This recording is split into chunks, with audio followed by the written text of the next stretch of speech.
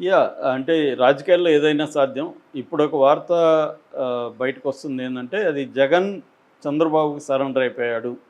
So, ఒక ఒప్పందం లోపాయికారిగా జరిగింది. ఆ ఒప్పందం ప్రకారం ఏందంటే, జగన్ యాక్టివ్‌గా జనంలోకెళ్ళి చంద్రబాబు ప్రభుత్వాన్ని విమర్శించకుండా ఇంట్లో కూర్చొని అప్పుడప్పుడు ప్రెస్‌తో మాట్లాడి స్టేట్మెంట్లు ఇవ్వడం తప్ప ఏమి చేయడు. సో, యాక్టివ్‌గా జగన్ ఉండడు. కాబట్టి మీరు ఎవరెవరిని అరెస్టులు చేసుకోవాలో వాళ్ళని చేసుకుంటా ఉండండి, కేసులు పెట్టుకుంటా ఉండండి. మేము మీ ప్రభుత్వ వైఫల్యాల మీద ప్రజల్లోకెళ్ళి పోరాడము అని జగన్ ఒక ఒప్పందం చేసుకున్నాడు చంద్రబాబుతో. ఈ ఇది బీజేపీ పెద్దల సమక్షంలో. ఈ ఒప్పందం మేరకే డ్రామా నడుస్తుంది. జగన్ అరెస్ట్ చేయబోతున్నారని తెలుగుదేశం మీడియా రాస్తుంటది. మళ్ళీ జగన్ అరెస్ట్ లేదు, మోడీ కాపాడుతున్నాడని వాళ్ళే రాస్తారు. మళ్ళీ ఒక పక్క జగనేమో నేను దీని మీద పోరాటం చేస్తానని చెప్తూ ఉంటాడు. మీడియాతో వచ్చి మాట్లాడుతుంటాడు. ఇవన్నీ డ్రామానా అన్న డౌట్ అయితే చాలామందికి వస్తుంది. ఎందుకంటే ఇప్పుడు 1 ఇయర్ అయిపోయింది. జగన్ నిజానికి రాధాకృష్ణ చెప్పినట్టుగా మిగతా గతంలో చంద్రబాబు కావచ్చు, ఇప్పుడు కేసీఆర్ కావచ్చు, వీళ్ళందరికంటే కూడా త్వరగా కోలుకొని ప్రజల్లోకి వచ్చాడు అని రాధాకృష్ణ లాంటి వాళ్ళు రాశారు. అదంతా బాగానే ఉంది. కానీ పేరుకి వచ్చాడే కానీ ప్రజల్లో ఎక్కడా కూడా ఉద్యమాల్లోకి రాలేదు జగన్ ఇప్పటివరకు. 3 రోజులేమో బెంగళూరులో ఉంటున్నాడు. ఎందుకు బెంగళూరులో ఉంటున్నాడు ఎవరికి తెలీదు. మిగతా 3 రోజులు వస్తే తాడేపల్లి క్యాంప్ ఆఫీస్లో ఉంటున్నాడు. ఆఫీసులో కూర్చోవడం, మీడియాతో ఏదో మాట్లాడడం, సెలెక్టివ్గా మీడియాని పిలిచి ఏదో చెప్పాల్సింది చెప్పేయడం, చిన్న చిన్న సమావేశాలు ఏర్పాటు చేయడం, దాంట్లో చంద్రబాబుని ఈ ప్రభుత్వాన్ని తిట్టడం, మళ్ళీ వెళ్ళిపోవడం. ఇదే జరుగుతుంది. నిజానికి ఇది మంచి అవకాశం. 1 ఇయర్ దాటినా కూడా సూపర్ 6 పథకాలు మెజారిటీ అమలు కావట్లేదు. చాలామంది ప్రజలు అసంతృప్తిలో ఉన్నారు. సో ఆల్రెడీ ఎకనామీ దారుణంగా ఉంది. మనకి మైనస్లో జీఎస్టీ ఉంది. ఇప్పటివరకు ఎప్పుడు లేని మైనస్లోకి వెళ్ళింది. సో పెద్దగా పెట్టుబడులు రావట్లేదు. పెద్దగా సెంట్రల్ గవర్నమెంటు ఆంధ్రప్రదేశ్లో ఎకనామీకి ఏమీ హెల్ప్ చేయట్లేదు. విభజన హామీలు అమలు కావట్లేదు. విశాఖ ఉక్కు అది ప్రైవేటీకరణకి ప్రాసెస్ అనేది స్పీడప్ అవుతుంది. అనేక మంది కార్మికులు, వందలాది వేలాది కార్మికులు తీసేస్తున్నారు. అనేక ఇష్యూలు ఉన్నాయి జగన్కి. ఇప్పుడు మంచి అవకాశం.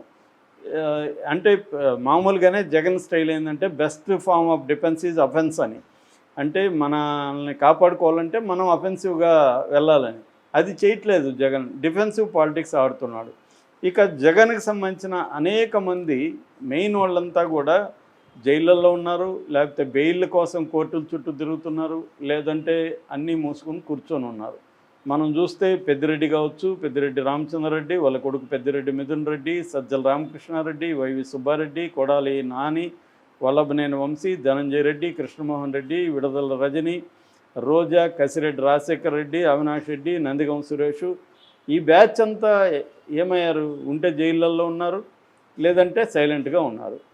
అనారోగ్యం ఇంకోటి కథలు చెప్తున్నారు. కొంతమంది కోర్టులో బెయిల్ కోసం తిరుగుతున్నారు, సైలెంట్గా ఉంటున్నారు. ఓన్లీ మనకు కనబడేది ఒక పేరుని నాని, అప్పుడప్పుడు అంబటి రాంబాబు. రోజా కూడా సైలెంట్ అయిపోయింది. అంటే ఇక జగన్ టీం అంటారు, core team.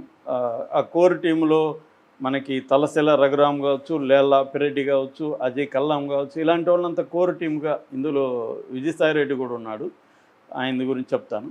So core team అంతా కూడా ఏమైపోయింది? సైలెంట్, నిశ్శబ్దం పాటిస్తున్నారు. మౌనవ్రతంలాగా అయిపోయింది. ఎవరు కూడా బయటకు వచ్చి మాట్లాడే పరిస్థితి లేదు. ఈ ఇది ఒక ఆస్పెక్ట్ అయితే, రెండో ఆస్పెక్ట్ ఏంటంటే జైళ్ళకి వెళ్ళిన వాళ్ళని ఇమీడియట్గా బయటికి తీసుకురావడము, లేకపోతే బ్రహ్మాండమైన మంచి హాస్పిటళ్ళల్లో పెట్టడము, అవేవి జగన్ చేయలేకపోతున్నాడు. చంద్రబాబు ఉన్నప్పుడు ప్రతిపక్షంలో కంపేర్ చేస్తే ఎవరిని అరెస్ట్ అయినా చంద్రబాబు అర్ధరాత్రి కూడా సుప్రీంకోర్టు జడ్జి ఇంటి తలుపు తట్టి తీర్పు చెప్పించుకొని బయటికి తీసుకొచ్చేవాడు. మన రఘురామకృష్ణరాజుని ఎలా బయటికి తీసుకొచ్చాడో చూసాం. లేదంటే హాస్పిటల్లో పెట్టేవాడు. మన అచ్చెన్నాయుడిని రమేష్ ప్రైవేట్ హాస్పిటల్లో పెట్టగలిగాడు. సో అంటే చంద్రబాబు ఏమో ఆగమేఘాల మీద న్యాయ వ్యవస్థను కూడా ఆయన ఇన్ఫ్లుయెన్స్ చేసి వాళ్ళ అరెస్ట్ అయిన వాళ్ళని తీసుకురావడం అనేది చేయగలిగితే, జగన్ ఏమో అసలు సైలెంట్గా ఉన్నాడు.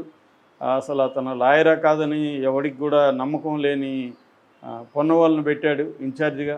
మిగతా ఇన్ఛార్జీలు ఎవడో తెలియదు, లీగల్ ఇన్ఛార్జీలుగా. విపరీతంగా వాళ్ళు డబ్బులు తినేస్తున్నారు, వీళ్ళ పేరుతో ఎవరు పనిచేయట్లేదని వైసీపీ వాళ్ళే గుసగుసలాడుతున్నారు.